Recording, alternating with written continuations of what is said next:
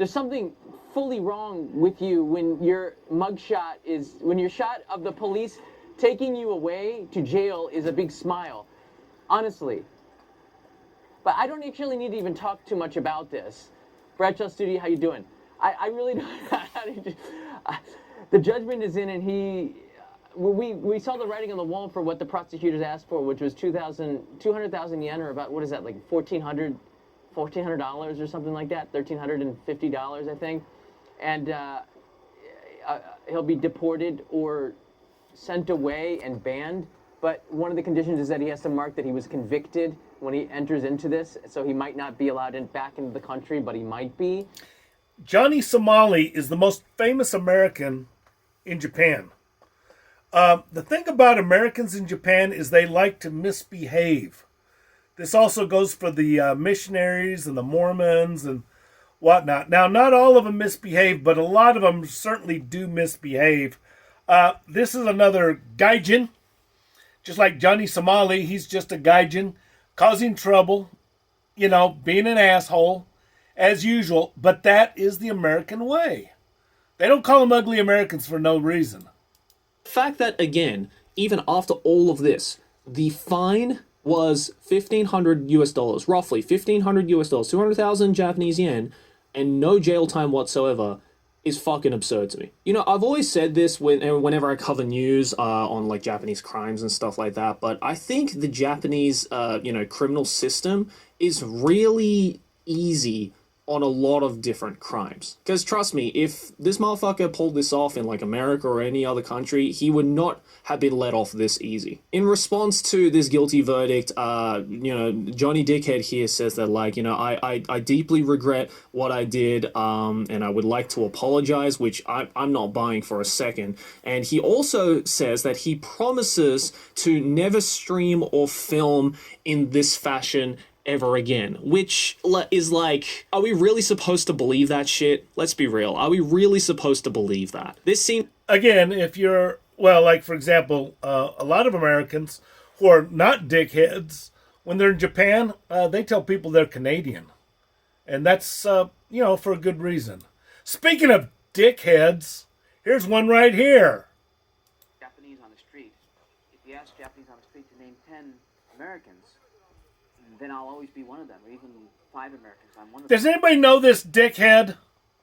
Which is a mind-boggling thing to think about. They're forgetting about Lincoln and Jefferson and Washington, even, many, much more famous people. Well, I first came to Japan as a... Speaking of other dickheads, there's a Mormon missionary. Now, he claims to be a lawyer in Japan. He is not.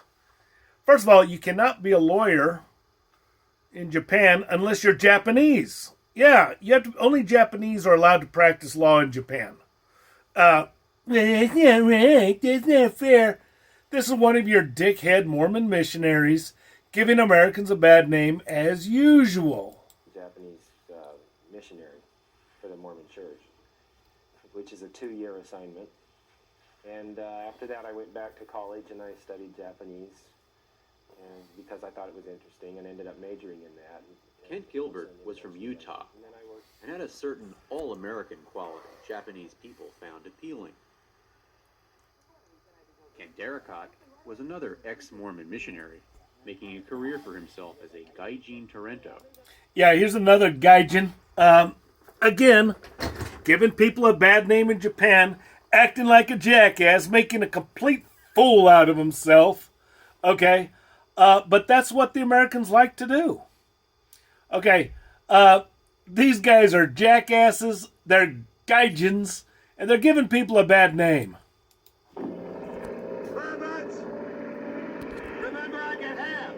Okay, so that guy called it right. He called them a bunch of perverts. Yeah, and rightfully so, right? I mean, why wouldn't he?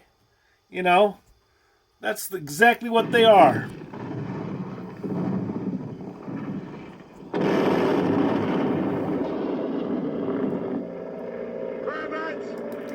Well, you said it right. Okay. Dave Spector? Do I know a guy named Dave Spector? No. Should I know Dave Spector? Nobody knows that jackass. Okay? And as far as Americans that are in Japan, the most popular guy is Don Johnson. Not the Miami Vice Don Johnson, but another movie star who happens to have the name Don Johnson.